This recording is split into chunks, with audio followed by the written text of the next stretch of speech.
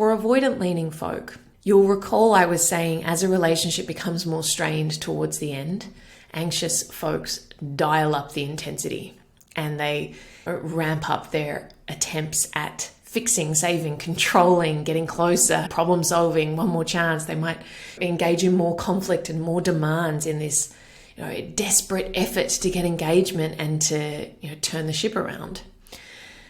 Avoidant folks, as things get more strained, become more and more overwhelmed, and it just saps them of energy. It's like it drains the battery so fast, because avoidant folks really value relational harmony, and for them to feel like a relationship is just constant work, that is a very exhausting experience. I think it's exhausting for anxious folks as well, but it's not exhausting in the sense of, I can't do this, I'm out. Anxious leaning people tend to roll up their sleeves and want to do that work relentlessly rather than walking away and deciding it's too much.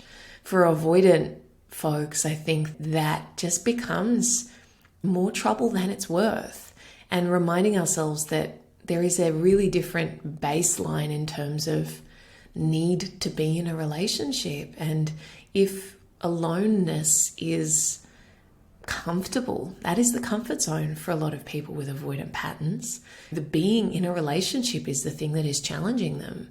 And so as soon as the relationship becomes consistently tense and strained and conflict ridden, and they're feeling like they're under attack the whole time, or like they're constantly being dragged into a 3-hour-long conversation every other day where someone is highly emotional and you're going around in circles, that is not what an avoidant person, they don't get a lot out of that, and that can just very quickly tip the scales in favor of, this isn't working, this is costing me more than it's giving to me. It's too much, it's too exhausting, it's not working.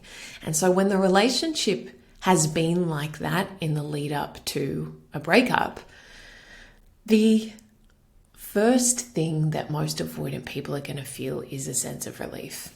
There will be this sense of, oh, okay, I was feeling all of that stress and now that stress is alleviated and I feel free again and I feel relief. And it's not like free, woohoo, I'm going to go out and sleep with a bunch of people. Some people might do that and whatever.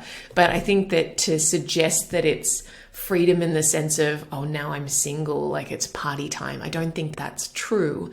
I think it is just a lifting of a huge emotional burden that comes with relational tension over time. And so for avoidant folks, there is this sense of probably peace and relief, retreating to an island, retreating to an environment of aloneness where they feel like they're back in control and they don't feel like a failure and a disappointment, like someone's always upset with them and wanting things from them that they can't give.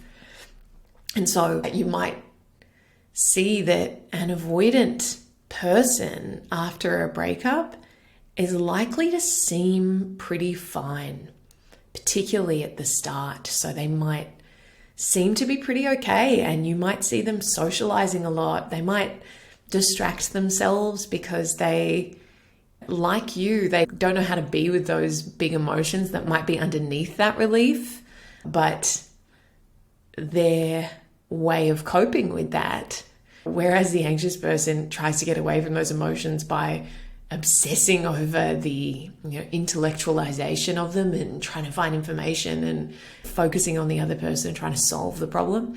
The avoidant person tends to avoid and distract and numb. So they might go out and socialize a lot. They might throw themselves into work. They might take up a new hobby or something. They might just go all in on other areas of life in a way that from the outside, if you're looking at them and you're following them on social media or whatever, you might look and just see them seemingly being fine and looking even like they're thriving.